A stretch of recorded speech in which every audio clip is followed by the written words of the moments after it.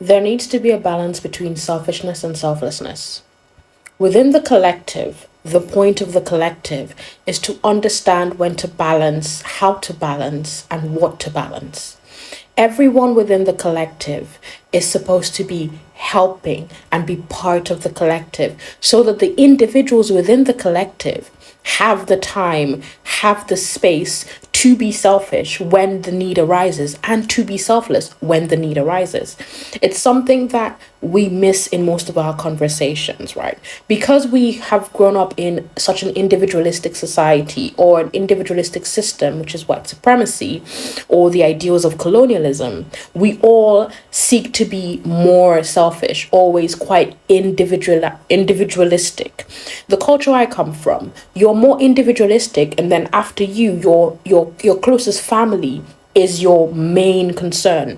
But no one thinks about the larger group at hand, the larger nation at hand, because everyone else will take care of themselves and their little family unit, which is quite individualistic and not very collectivist. But we are more collectivist than some other countries where only the individual thinks about their individual needs as at the time. So even their children are not part of their collective. They are very, very individualistic. So in trying to not be individualistic, you want to be part of the collective, but because you've grown up under the system, you think going far away to the opposite direction will take you away from individualism. It just takes you back round to individualism within a collective, right? But then you bring your selfishness into that collective. So rather than being a balanced, empathetic collective where there's nuance and understanding and people add and subtract where the need arises, it just becomes like where I come from, a little collective within a bigger collective that doesn't really care about the other little collectives, which is very selfish and very individualistic. There has to be a balance. We as humans were not made to be completely selfless because we want to survive. We want to thrive. And so that's where the selfishness comes in. That's where you need to take care of yourself, yes? But we also care about others because they are like us.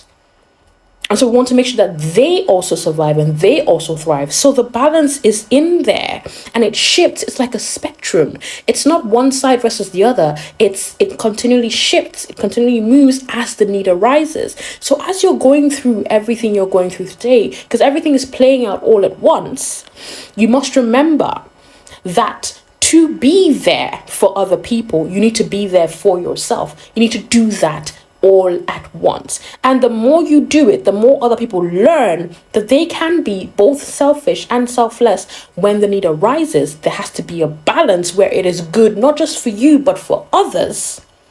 That is when we will understand how we can move as a collective. So there are people that will create music, art, dance, they will speak up, people that will fight, people that will use violent means or non-violent means to get through to their liberation. That doesn't mean that the musician or the singer or the dancer is not also fighting their own liberation. They are doing it in the way that they can, the way they know how to. They found their own path. There's not just one path to liberation, there are several paths. But as far as we are all working together and utilizing and raising awareness of all of these paths and making sure that all of our brothers and sisters, all of our people understand that we are there for them. Whether we take a break today for our mental stability or our physical stability, we are still there with them in person or just, reposting or, echoing or, creating new thought processes or new conversations or even just continuing to, bring awareness through other means. We are all doing this work to get to where we want to. That is collectivism. Individualism is, I don't care, I can't take it, I don't want to be part of it, I'm going to take care of only myself and only myself alone. So I'm going to be completely selfish. I'm not going to care about the selflessness I need to show to other people. I see it in all the videos I'm watching about Palestine, where all these people, they're digging through the rubble, they're forgetting to eat, they're not able to shower, but they keep going. That doesn't mean that they are not also taking care of themselves in a way where they take a break sometimes.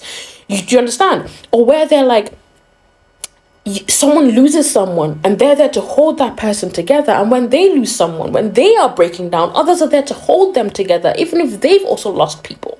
That is how collectivism works. We are seeing it in broad daylight every day with every video that we're seeing coming from the oppressed parts of the world. That's not how individuals work. Those that believe in individualism, that's not how they work. They are never there for each other. They only choose who they want to be there for because other people can give them something that they need. But in a collectivist society, you don't get from the people that gave you. You get from others, and you give to others, and it just goes round and it gets to everyone at some point. You don't need to see or know. It just happens. That is how community is. That is how collectivism is. This video is getting long, so I just wanted to share that. Keep that in mind while you're going about your everyday life. The little things you do, the large things you do, it all comes together.